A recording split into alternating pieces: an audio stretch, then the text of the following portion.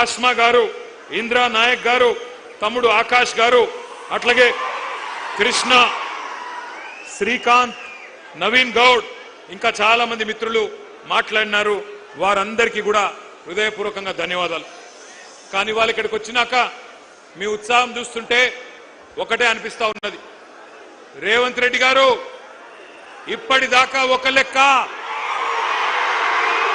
ఈ జోష్ చూస్తుంటే ఇక్కడి నుంచి మరొక లెక్క స్టార్ట్ అవుతుంది నీకు.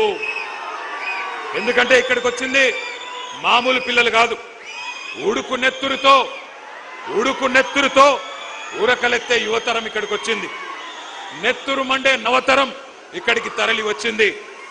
జంగ్ సైరన్ మోగించడానికి వచ్చిన మా యంగ్ జనరేషన్ కు హృదయపూర్వకంగా నమస్కారాలు. కాకతీయ, ఉస్మానియా, మహాత్మా గాంధీ, పాలమూరు, శాతవాహన వివిధ విశ్వవిద్యాలయాల నుండి ఇక్కడికి తరలి వచ్చిన మా తమ్ముళ్లకు, చెల్లెళ్లకు ప్రత్యేక నమస్కారం. అశోక్ నగర్ నుండి, దిల్సుఖ్ నగర్ నుండి, చిక్కడపల్లి నుండి, వివిధ కోచింగ్ సెంటర్ల నుండి ఇక్కడికి తరలి వచ్చిన మా పోటీ పరీక్షలకు ప్రిపేర్ అవుతున్న అభ్యర్థులందరికీ నమస్తే.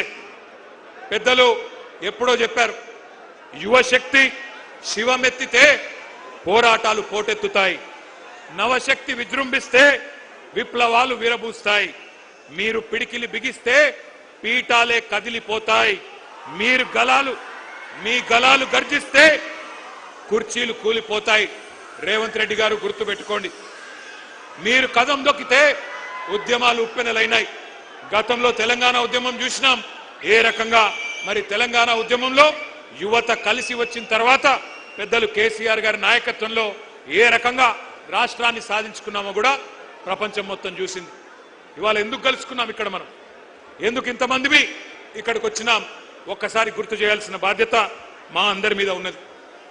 రేపటి తెలంగాణ నిర్మాతలు మీరు, రేపటి ఈ దేశ భవిష్యత్తుకు నిర్ణేతలు మీరు. మరి అట్లాంటి యువతరాన్ని దగా చేయవచ్చునా ఆలోచించండి. ఎందుకు ఈరోజు ఈ కార్యక్రమం ఏర్పాటు చేసుకున్నాం? ఒకటే ఒక కారణం, ఒక మహాద్రోహాన్ని, మీకు జరిగిన మోసాన్ని, వంచనని గుర్తు చేసుకొని మర్చిపోకుండా ఎవరైతే మోసం చేశారో వారికి బుద్ధి చెప్పడానికే ఈ సమావేశం. సరిగ్గా ఇదే నేల మీద, సరిగ్గా ఇదే ప్లేస్ లో 38 నెలల కింద మే 8, 2023 ఆనాడు ఇదే సరూర్ నగర్ స్టేడియం సాక్షిగా ఒక దారుణమైన దగా జరిగింది. దగా పడ్డది ఎవరు? తెలంగాణ యువత.